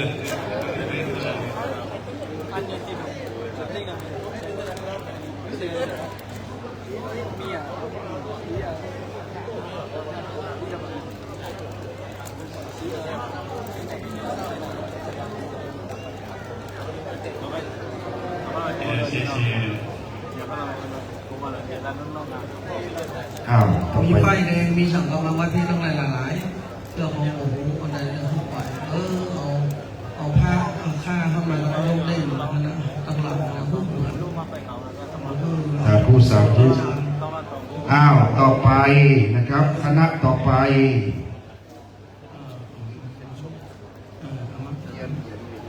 โยมโปรตุเกส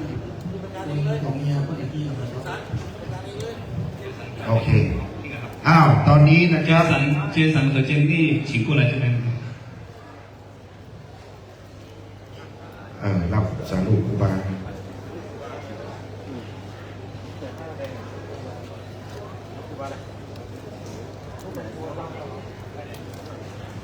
ของใครบ้างนะ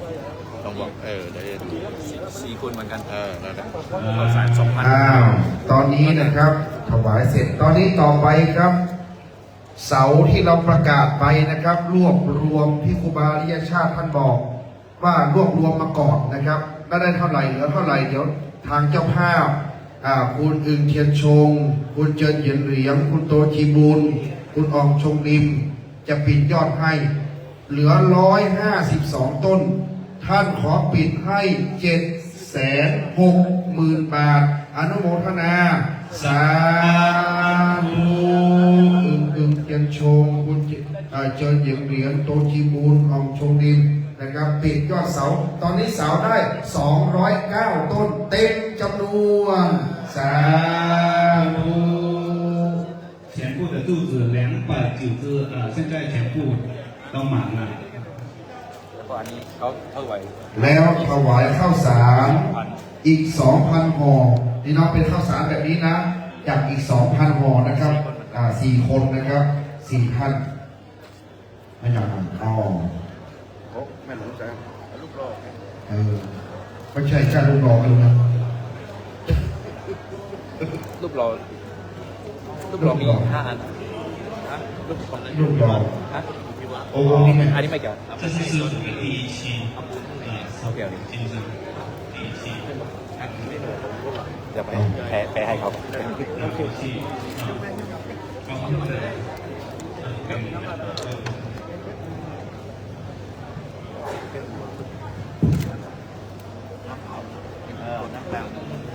น้ำเปล่าอีก10,000 ขวดนะครับน้ำเปล่าอีก10,000 ขวดเรียบร้อย4 คนหรือ1 คน5 คน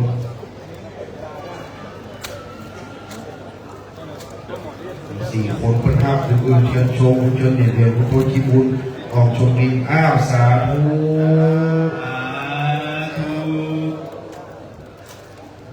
ได้เหมือนกันก็ในวัน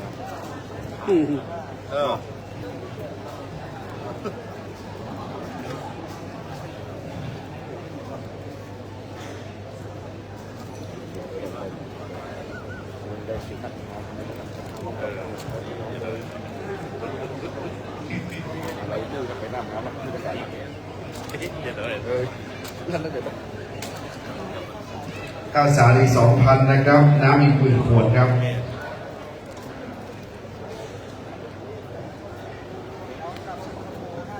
กับสิงคโปร์นะครับเอาจากที่นี่นะเอามาจากสิงคโปร์เอามาแจกที่นี่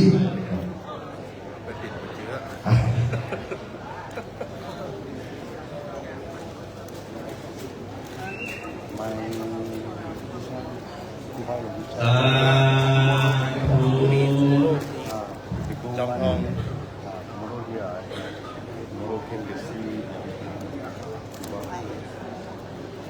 แรงดีไม่ใช่เส้นนะเส้นพอมา so I got them tomorrow Wednesday un didn't come un be นิมนต์ครูบาเจ้า the Chinese one always come here two brother one come in Singapore my house one ถ่ายรูป Singapore un ไม่นี่แหละไม่นี่แหละถ้าไม่ได้ติ๊กนะมาอยู่ตัวนี้วะมาอะไรเดี๋ยวว่าแต่เนี่ยว่าตัวมันอะไรมาไปอ่ะจ้าโอ้ครับ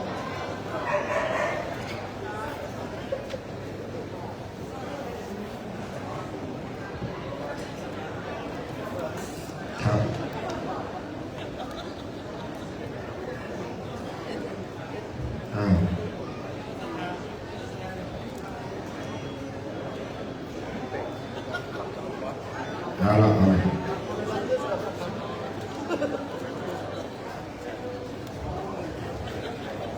ล้วเสา209 ต้นเรียบร้อยสาธุขอบคุณนะครับขอบคุณเจ้าข้าขอบคุณเจ้าข้า ขอบคุณเจ้าภาพนิมนต์ครูบาเจ้าปักปอนนะครับเมตตาใจพัดใหม่ฉลองครับใครจะแจ้งจำนงอย่างก็ครับถ้ามีใครแจ้งจำนงก็มาแจ้งความจำนงได้นะมาแจ้งความจำนงได้เจสัน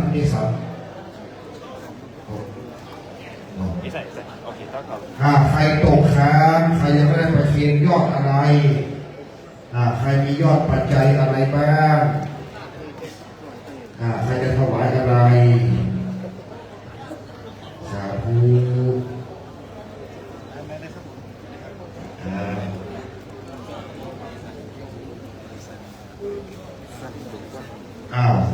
ขอบคุณคุณอาริเซน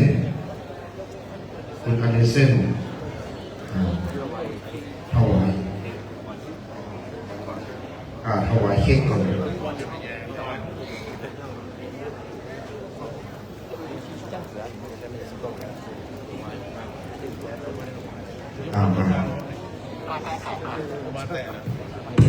พี่เดียคะรบกวน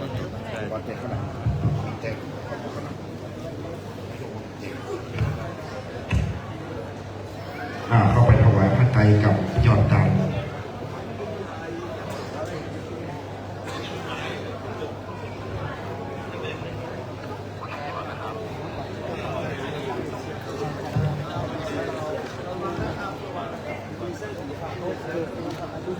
อยุธยา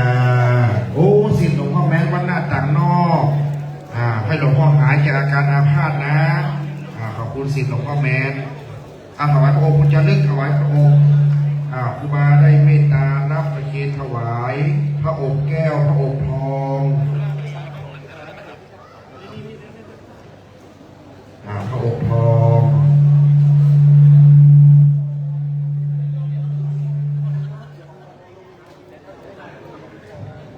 ขอบคุณผอ.โรงเรียนแม่นาย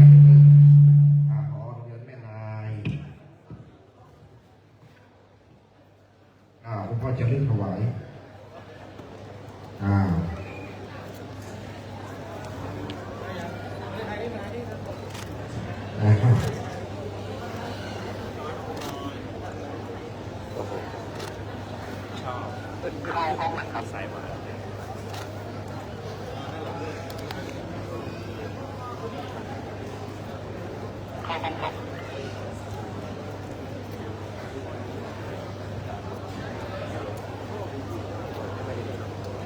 สา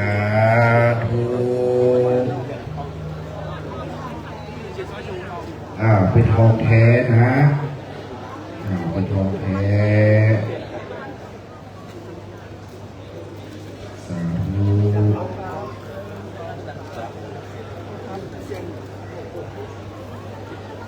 ต่อไป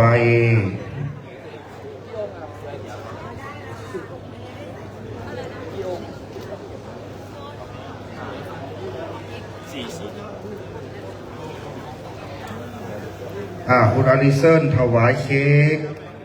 ในวันมงคลอายุนะครับ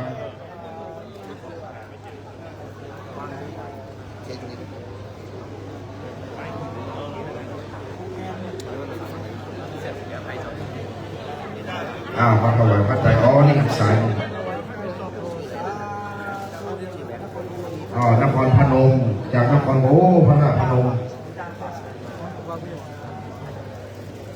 สิ่งหลวงปู่แม้นวัดหน้าต่างนอกนะ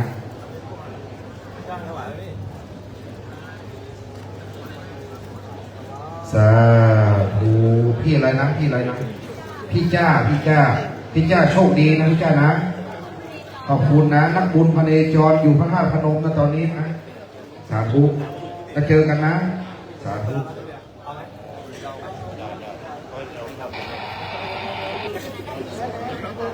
ในนั้นมีก็ใช่เก็บใช่อันนี้มันกรรมการอันนี้ครับ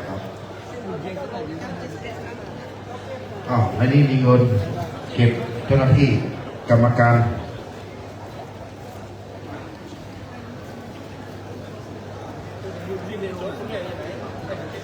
ไม่เดี๋ยว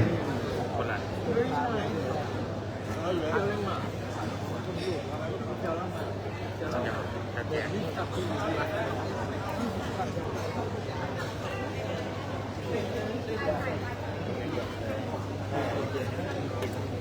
ต่ถ้าคนจะพลิกนิสัยแบบ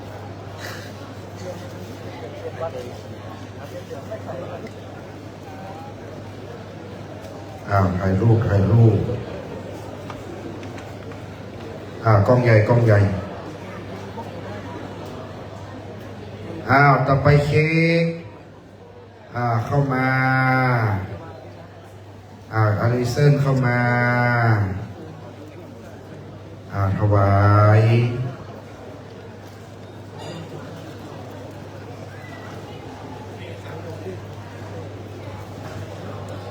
จากสิงคโปร์แล้วก็นี่มาแจกจะแจกโยมอีกกี่ชิ้นนะ300 ชิ้นนะครับ300 ชิ้น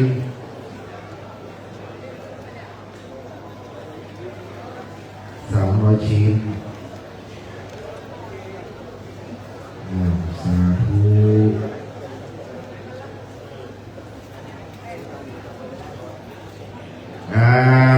เรียบร้อ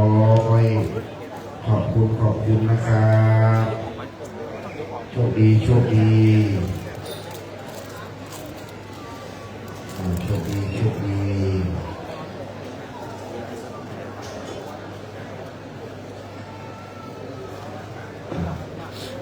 มีใครโต๊ะค้างอยู่ก่อ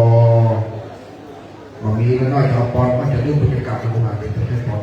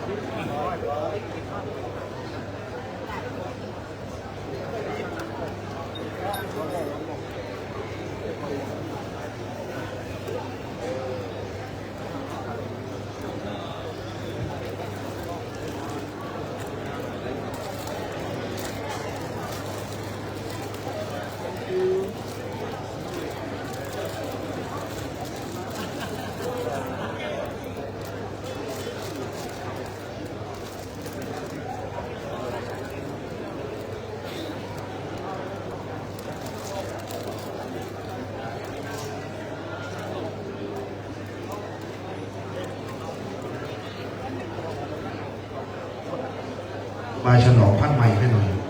เดี๋ยวคณะญาติโยมจะกลับจะให้ปอนกระถิ่นปอนพระสงฆ์สภาทุกคนเอาพรก่อนเราจะได้แจกวัตถุมงคลกาเข้าที่นำที่พื้นสถานผู้มงคลในคณะตอบโต้ได้ทำตอนที่ก็จะลงบันไดหางนกหน้าวิหารนี่เนาะเพื่อแจกแล้วก็จะลงไปที่ขั้นใดนะทางขั้นใดก็ได้ศรัทธาได้ร่วมสร้างบารมีเอาที่หน้าวิหารนี่เด้อเรียนที่หน้าวิหารด้วยกันกระเดียวกับในการต่อไปอนุโมทนาคณะศรัทธาทั้งหลายยะถาวาลิวหาปุราปาริปุเรนติสากลังเอวเมวะหิโตเตนังเปตนังอุปกปปติจิตังปฏิตังตุมหังคิปเมวะสมิจันโตชาเพปุเรนตุสังกปาจันโมปนะอาโสยะถามณีโชติอาโสยะถาสัพพิติโยวิวัจจันโตสัพพะโลกโควินาศตุมาเตภวัตอันตรายโยสุขิติขายุโกภวะอภิวาทนาสิริสันนิจังพุทธาปัจจายโนจัตตารโลธัมมาวัฏฏันติอายุวันโนสุขังภะลังเวทันติสัพพัญญาวัฏันโยเวนะมัจจานังกาเลนะเดนะอาริเยโสโชโหเตโสตาเตโสเวปัสสนามานาปัสสะวิปุระโหติตัพขินาเยตังตาอนุโมนันเตวายาวัจจังกโรติมานาเตนะตัพขินาโอนาเตปิปุญญาสัพพะขิโนตัสสะมานาเตอัปปะ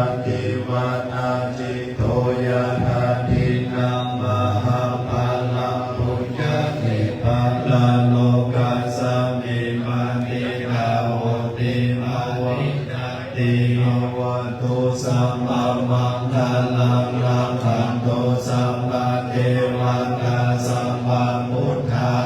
ภาเวนัสนัสโสติภวันตุเตภวันตุสัมมามังคลังรักขันตุสัมมาเทวตาสัมมาธัมมา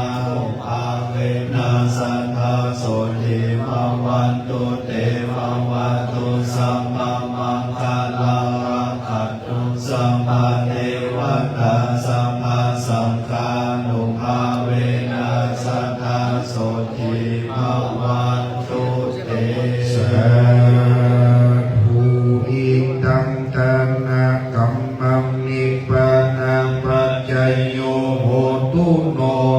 จังอิตังศีลกัมมังนิพพานังปัจจยโยโหตุโนจังอิตังภาวนากัมมังนิพพานังปัจจยโยโหตุโนจังยังกินจิกุศลังกัตตปังกัมมังสัพเพหิกะเทหิตังปุญญังโนอนุโมตันตุสุนันตุโหโตเยเตวะอัสสมิงหาเนติกาตาติขายุกาสัพพะหุนตุสัพพะสัตตานังสุขีตานังปาริหารันตุมาตาปิตาสุขิตาหุนตุทุกขังมุจจันตุสัพเพยาตกาสุขิตาหุนตุทุกขังปัมมุจตุสัพเพอะยาตกาสุขิตาหุนตุทุกขังปัมมุจตุสัพเพปิสาสัพเพยัคขาสัพเพเปตาสุขิตาหุนตุขังปัมมุจจันตุสัพเพนัคขตาสุขิตาหุนตุทุกขังมุจจันตุสัพเพเทวาสุขิตาหุนตุทุกขังปัมมุจจันตุสัพเพอาจาโยปัชฌายาสุขิตาหุนตุทุกขังปัมมุจจันตุสัพพะสัมปตินังสามิชันตุโววันตาหลวงพระเจ้าสลีบุญเมืองพระบรมธาตุเจ้าม่อนผาขาวพร้อมกันวันตามิปุถังสัพพังเมโตสังฆัมมาวันตามิธัมมังสัพพังเมโตสังฆัมมาธัมเมพันเตวันตามิสังฆังสัพพังเมสังฆัมมาธัมเมพันเตวันตามิการุอุปัชฌายาจามิเยพัมเมโตสังฆัมมาธัมเมพันเตวันตามิกัมมะทานังสัพเมโตสังฆัมมาธัมเมพันเตวันตามิอานาเมปัฏฐาสียังสัพพังเมโตสังฆัมมาธัมเมพันเตวันตามิเทติยังปังสัพพะทาเนสุปฏิทิตาสลีราคาตุมาหาอิพุทธะรูปังสักกาลังสัตตานาคะโลเกเทวาเกพระมะโลเกจัมปูทิเปลักกาทิเปสลีราคาตุโยสัพพะตุโยอนาหันตาภาตุโยเทติยังกังราติจตุราสิติสาหัสเสธรรมะขันเทสัพเพปาตะเจติยังอะหังวันตามิสัพพะโสวังตาน้อยครูบาเจ้าสิทธรรมศรีวิจัยครูบาเจ้าอภิจยะข่าวผีนั้นเป็นตนบุญกับบ้านกับเมืองวันตาน้อยเนอวันตามิพันเตสัพพังอาปาลาธัมมาธัมเมพันเตมายานาตังปุญญังสามินานุโมทิตังปังสามินากตังปุญญังไมหังกัปปังสาธุสาธุอนุโมทามิลาพระเกี่ยวเจ้าทั้งสามไหวพระพร้อมๆกันอารา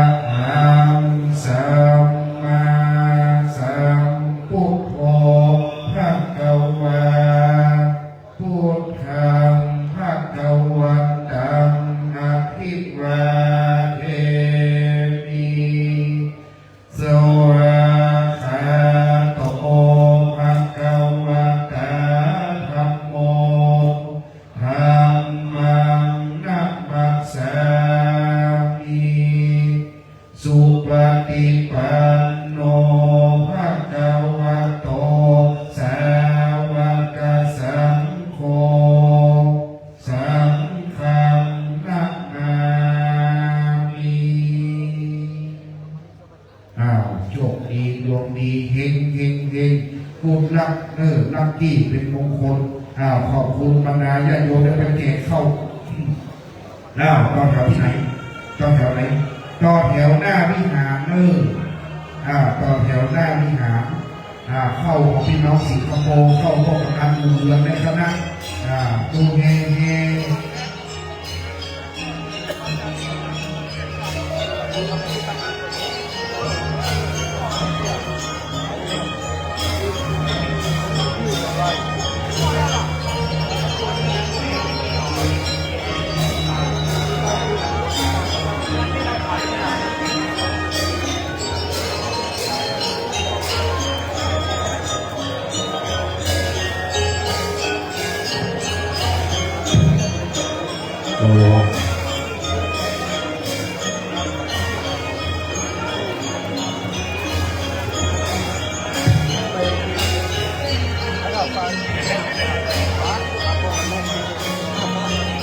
Jangan lupa buat bola ya.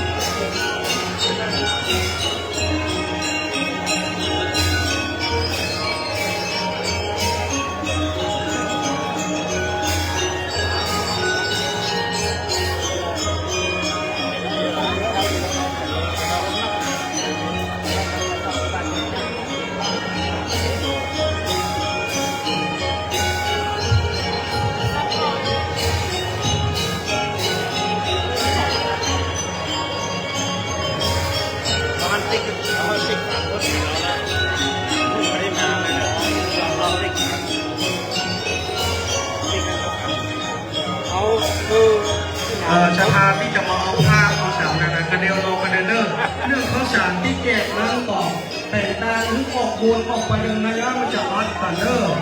คณะทหารคณะตบโต้โพนะย้อนเอาออกแปะเนอร์คณะกรรมการพี่น้องมันด้วยมันโดยเราโหโดยตัวก่อนคนช่วยกันพอย้อนมามีความสามัคคีมันจะมั่วนาตัวผู้พายเป็นพายนะเนอร์เขาแถวจาก4แถวเนอร์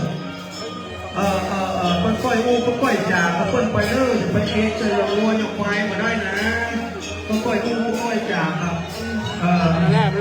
โคตรดีครับต่อฟังตัวเองมันเชื่อประตูเราบอกให้หมื่นซึ่งก่อนหมื่นซึ่งมันเป็นเอ็กซ์กับปอจ่ายเปิ้ลนะมันอย่างนั้นนะมันพอดีๆเนอร์แล้วก็มาเอาผ้าข้างในเดี๋ยวพี่หนักอาสนายอู้แดงกันเอาเน้นด้วยเก็บเก้าอี้ดีกว่าเน้นด้วยเก็บเก้าอี้โซนนี้ออกเดี๋ยวเอาผ้าเครื่องแจกอะไรนี่หาโดนเอาพ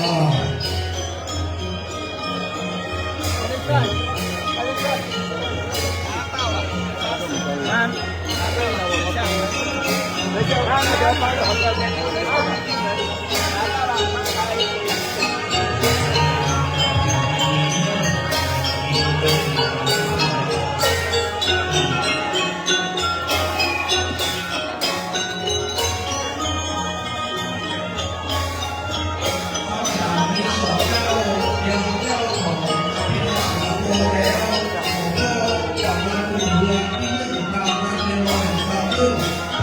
พระพุทธ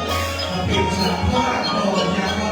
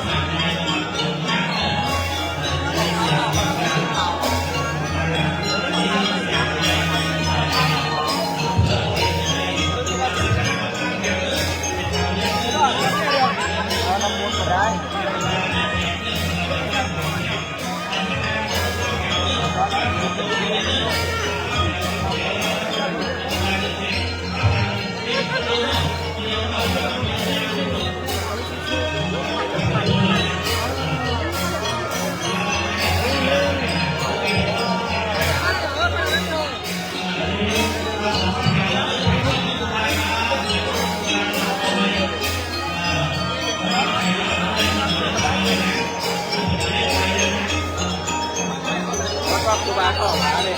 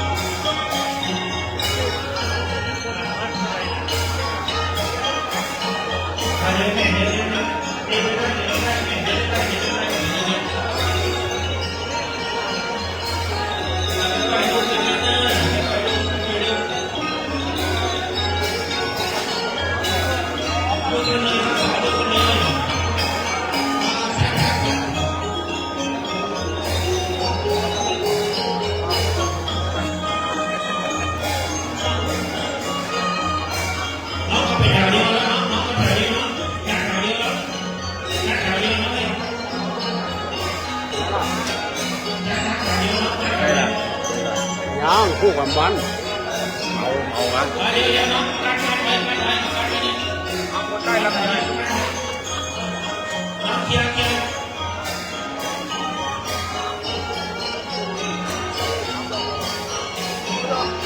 แล้วเดี๋ยวหน้านี่ก่อนเดี๋ยวเป็นเดี๋ยวหน้านี่ได้มัดมือนะเดี๋ยวเอาภาพจากครูบาแล้วไปมัดคนเดียวเนอะภาพจากครูบาแล้วไปมัดคนเดียวนะครับเพราะว่าเดี๋ยวมันไหลนะแล้วเดี๋ยวครูบาเดี๋ยวแกนเข้าไปเนอะแกนเข้านั้นออกเมตตาเนอะศรัทธา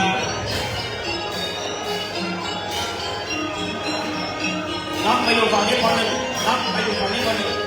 นายทำสายขาใช่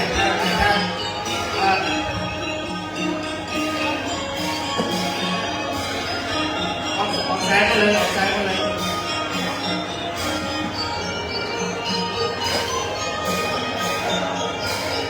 วิ่งไปเดี๋ยวเอาขอเช็คแถวเดียวเลยครับขอเช็คแถวเดียวครับแถวเดียวครับผมเอาไปเลยเนี่ยยาวไปเลยขอแถวเดียวเนี่ยแถวเดียวครับแถวเดียว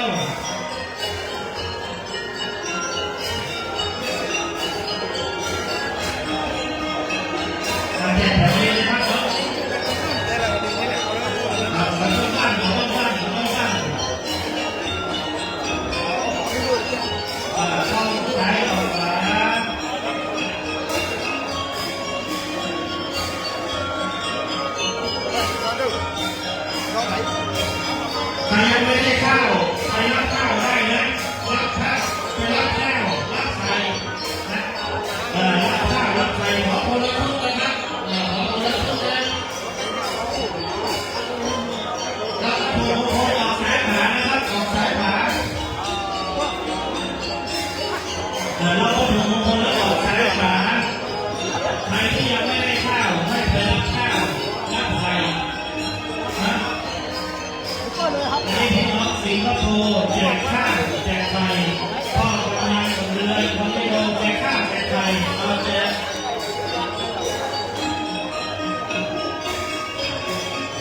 เดี๋ยวแถวเดียวนะแถวเดียวนะแถวเดียวให้เรียบร้อยนะออกสายขวาได้เลยนะออกสายขวาได้เลย